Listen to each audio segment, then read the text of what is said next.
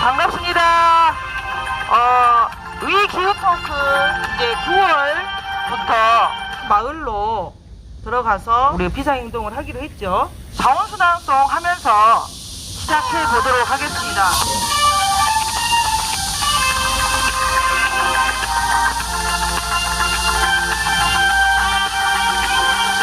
쓰레기 무시하지마. 지구의 귀중한 자원, 우리의 최고의 자원, 정확히 분리배출해 지구를 살려라. 쓰레기 분리배출, 모두 다 귀한 자원, 최고로 배출해요. 지구가 지금 불타고 있는데 이마트 뒤편인 것 같아요. 그래서 위 기후토크를 매주 금요일날 11시 30분부터 1시간 동안 저희가 이곳에서 하려고 합니다. 네, 누구실까요? 네네네네네. 진이 네, 이리 오세요. 제가 가야 돼. 아니, 지금 보니까 아는 사람이 아 그러셨구나. 자, 우리 퀴즈 한번 퀴즈 한번 풀고 쉬운 거 OX 제가 이거 한번 풀고 이거 맞히면 선물을 드려요. 틀리면 제가 선물을 드려요. 일회용 수저나 조합꽃 모두 재활용이 가능하다. 가능하면 공표, 가능하지 않으면 가입표. 모두는 아닌 것 같아. 좋아하고 싶어. 아, 개요. 공표. 공표. 자, 이러려고 저희가 토크를 진행하고 있습니다. 땡입니다. 재활용이 가능하지 않습니다. 무슨 말이냐면 좋아하고도 많이 하지 않았어요? 아, 들어보세요. 조합꽃이라는 것은 재질이 몇 개로 되어 있죠? 여러 가지 있어요. 그렇지. 재질이 2가지 이상이면 무조건 재활용이 어렵지. 분리배출을 정확하게 해야 되는데 우리가 이제 페트병 같은 경우에는 분리배출이 가능하잖아요. 뚜껑하고 그 다음에 뭐요? 그 비닐 이런 것들이 이제 가능하잖아요. 근데 조합꽃은 나중에 이제 조합꽃을 갖고 와야 되겠어. 가운데가 뭐가 있죠? 쎄쎄. 그렇지. 그러니까 플라스틱하고 철사가 섞어져 있어. 그러니까 이거를 분리배출 할 수가 없지. 그래서 이거는 일반 쓰레기다. 틀렸어. 틀렸어. 그래서 우리 준대로 받으셔야 준대로 받아야 돼. 아무거 좀. 이거 마스크에. 안 줘도. 아니요, 괜찮아. 마스크인데 저희가 요건 좀 색깔이 변했더라도 이거 안에는 괜찮아. 예. 네, 화이팅입니다. 고생하시네. 아니. 매주 이렇게 금요일날 지나가시다가 또 퀴즈 매주 풀고 금요일 한다고? 네, 11시 30분에 합니다. 본캐. 네. 저희 이런 일 하고 있어요. 알겠어요. 네, 네, 네, 길거리에서 네, 기후를 네. 생각하는 네, 고맙습니다. 네, 우리 그분이 지금 아까 오신 분이 진이 카페 사장님이신데 그래도 저희들을 외면하지 않고 반갑게 해서 또 퀴즈도 맞춰가서 행복합니다. 네, 그렇습니다. 그리고 이제 이분이 조합꽃에 대해서 저분한테 이제 제가 차분하게 말씀드리고 싶었는데 이제 가셨어요.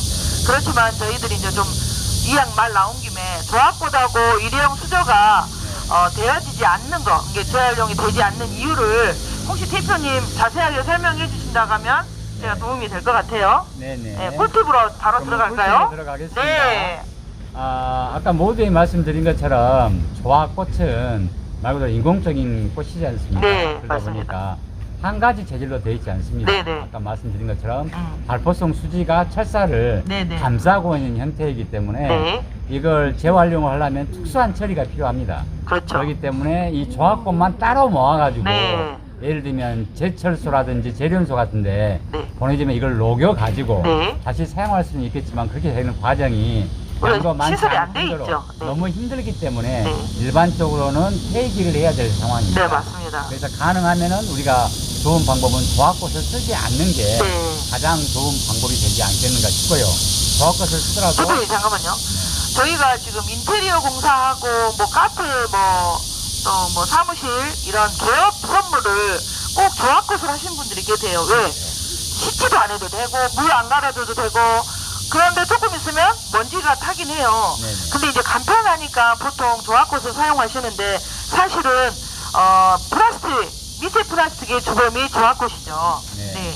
그래서 여러분들 혹시 집들이나 또 사무실 개업하거나 뭐 카페 뭐 개업할 때 좀 지양해줘야 될 것이 조합꽃은 될 수 있으면 사용하지 않는다. 그리고 이게 뭔가 이렇게 인공적인 감이 된 어떤 부분들은 좀 사용을 절제해 주시면 지구가 되게 좋아할 것 같습니다.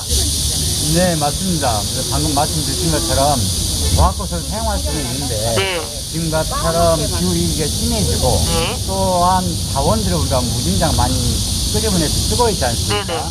그래서 두 가지 부분에 놓고 본다 한다면은 맞지 않는 형태가 좋아하고요. 네. 생화가 그래도 사람들이 봤을 때 이게 생화도 생로병사가 있지 않습니까? 네. 막 깎았을 싱그럽고 예쁘지만 점점 시간이 지날수록 시들어가고 결국은 완전히 시들게 되는데 인생사도 마찬가지지 않습니까? 네. 생로병사가 있는 것처럼 이렇게 모든 생명체는 생로병사가 있는 게 가장 자연적이고 일반적인 것이고 네. 또 기후위기와 자원순환에 효과적인 방법이기 때문에 가능한 선물은 조화보다는 생화로 네. 여기는 살아있는 화분으로 네, 네. 소추해 주시면 좋을 것 같습니다. 네. 그리고 지금 아까 생태 감수성을 좀 이야기를 하신 것 같아요. 네네. 우리가 정말 우리 삶 속에서 지금 주변에 이렇게 시원한 이유가 맞습니다. 나무가 있음으로써 이산화탄소를 또 이렇게 흡수하고 흡수원이 있기 때문에 훨씬 더 시원한 거죠. 네네.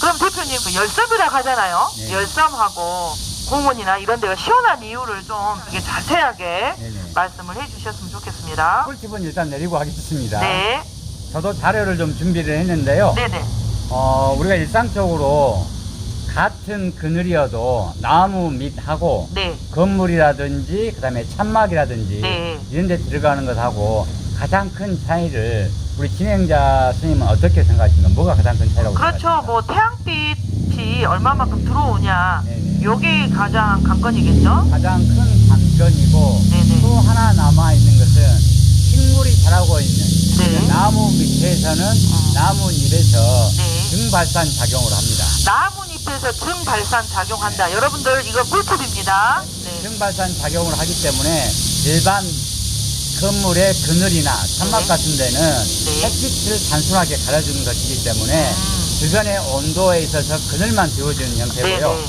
나무 그늘 밑에는 증발산 작용을 해서 네. 수분을 맞춰줍니다. 아, 그래서 훨씬 훨씬 더 쾌적한 공기가 네네. 되겠네요. 그래서 제가 보니까 최근에 나온 데이터에 네.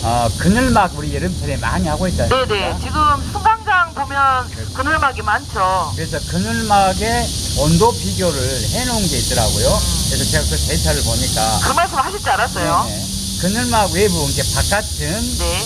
영상 47.9도까지 올라요. 47.9도. 와, 50도 가까이 되네요. 평상시에는 약 39.5도인데 네. 이 그늘막 밑으로 오니까 내부는 39.5도. 아, 39.5도. 그러면 그 차이가 결국은 8.4도 정도 와. 차이가 나죠. 그래서 네네. 그늘막이 있고 없음의 차이가 정말 큰데요. 여기서 아까 제가 모두에 말씀드린 것처럼 네. 나무 이야기가 들었지 네네. 않습니까? 나무. 가로수와 네. 가로수 그늘과 햇볕을 네. 비교를 해보니까 가로수 외부가 47도 있대. 네. 가로수 내부는 몇 도냐면 31.6도였어요. 와. 그래서 온도차가 15.4도. 15.4도. 그러다 보니까 아까 천막보다는 훨씬 음. 천막이 한 2배 정도 네네. 온도를 저감시켜주고 뭐니 해도 말씀드리신 것처럼 이 증발산 작용을 해서 수분을 네. 맞춰주기 때문에 쾌적한 환경을 만드는 것은 네. 나무를 이길 것이 없다. 네. 그래서 나무를 많이 심어야 된다. 이렇게 말씀을 드릴 수 있습니다. 예, 좀 여기에서 되게 중요한 부분을 이야기하셨는데 도로 정비할 때 또 인도를 또 뭔가 이렇게 개선한다고 했을 때 되게 예쁜 나무들, 오래된 나무들을 너무 밑둥만 탁 잘라버리고 아니면 아예 없애버리는 경우가 많거든요. 맞습니다. 그럴 때 살수차가 예, 따로 살수차 뿌린다 하더라도 증발산 작용은 결과적으로 자연스럽게 네. 생태적으로 가야 되는데 어거지로 지금 하는 부분들이라 우리 이제 그 도로 정비하실 때는 항상 또 한 번 더 생각하고 이 나무가 지금 기후변화에 굉장히 중요한 어떻게 보면 심장과 같은 그런 기능을 하기 때문에 뭐 관계자분들 나무는 베어지 마시고요. 정비를 하셨으면 좋겠다. 한 그리고 가지 더 말씀을 드리면은 네. 아까 모두에 말씀드렸지만 나무와 살수차의 역할은 비슷할 수 있는데요. 네.